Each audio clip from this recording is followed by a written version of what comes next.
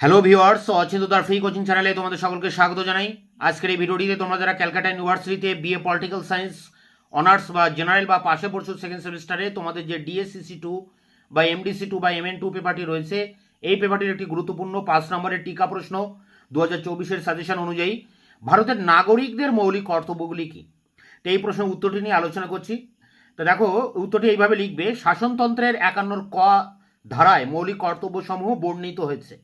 এখানে মৌলিক কর্তব্যগুলি ক খ গ ঘ করে কিন্তু লেখা হয়েছে, তোমরা ঠিক এইভাবেই এটা লিখবে। শাসনতন্ত্রকে মান্য করা শাসনতন্ত্রের আদর্শ ও বিভিন্ন প্রতিষ্ঠান জাতীয় নাগরিকের অবশ্য পালনীয় কর্তব্য বলে বিবেচিত। খ, যে সকল মহান আদর্শ জাতীয় সংগ্রামকে অনুপ্রাণিত করেছিল তা পালন করা। গ, ভারতের সার্বভৌমত্ব ঐক্য ও সংহতি সমর্থন করা এবং সংরক্ষণ করা। ঘ, দেশকে রক্ষা করা এবং আহ্বান জানানো হলে জাতীয় সেবা কার্যে আত্মনিয়োগ করাও অন্যতম কর্তব্য। উমা, ধর্মগত, ভাষাগত, অঞ্চলগত বা শ্রেণীগত বিভেদের ঊর্ধ্বে থেকে সমস্ত ভারতবাসীর মধ্যে ঐক্য ও ভ্রাতৃত্ববোধকে সম্প্রসারিত করতে হবে এবং নারী জাতির মর্যাদা হানিকর সকল প্রথাকে পরিহার করতে হবে। চ, জাতির মিশ্র সংস্কৃতির গৌরবময় ঐতিহ্যের সংরক্ষণ।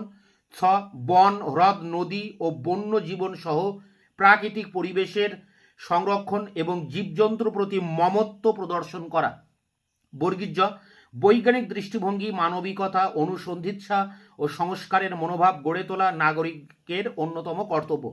ঝ, জাতীয় সম্পত্তি সংরক্ষণ করা এবং শপথপূর্বক হিংসার পথ পরিহার করা। ইঙা, ব্যক্তিগত সমষ্টিগত সকল কাজে চরম উৎকর্ষের জন্য ব্রতী হওয়া নাগরিকদের কর্তব্যের অন্যতম। 2002 সালের 12ই ডিসেম্বর 86তম সংবিধান সংশোধন আইনের দ্বারা 51 ক ধারায় নতুন একটি মৌলিক কর্তব্য সংযোজিত হয়। 51 ক ট ধারাটি দেখো, এই টতে বলা হচ্ছে যে 6 থেকে 14 বছর বয়সের শিশুদের পিতা মাতা বা অভিভাবকগণ তাদের শিশুদের জন্য শিক্ষার সুযোগ প্রদান করবেন। এই ছিল ভারতীয় নাগরিকদের মৌলিক কর্তব্যগুলি কি তার উপরে 5 নম্বরের টিকা প্রশ্নের উত্তর তোমাদের সামনে আলোচনা করলাম। তোমরা এটি সংগ্রহ করে পরীক্ষার জন্য প্রস্তুতি নাও। তোমাদের এই পেপারটির বেশিরভাগ প্রশ্ন উত্তর আমার চ্যানেলে আমি ইতিমধ্যে আপলোড করে দিয়েছি, তার লিঙ্ক দেওয়া থাকবে ভিডিও ডেসক্রিপশন বক্সে। এছাড়া যেসব প্রশ্নের উত্তরগুলি আমি এখনও দিতে পারিনি, কিছু টিকা প্রশ্নের উত্তর, তার অ্যান্সার খুব দ্রুত তোমাদের সামনে এনে হাজির করবো। ততক্ষণে তোমরা চ্যানেলকে সাবস্ক্রাইব করে রাখবে, বন্ধুদের কাছে শেয়ার করবে, নিজেদের মতামত জানাবে কমেন্ট সেকশনে, এবং ভিডিওটি ভালো লাগলেও অবশ্যই একটা লাইক দেবে।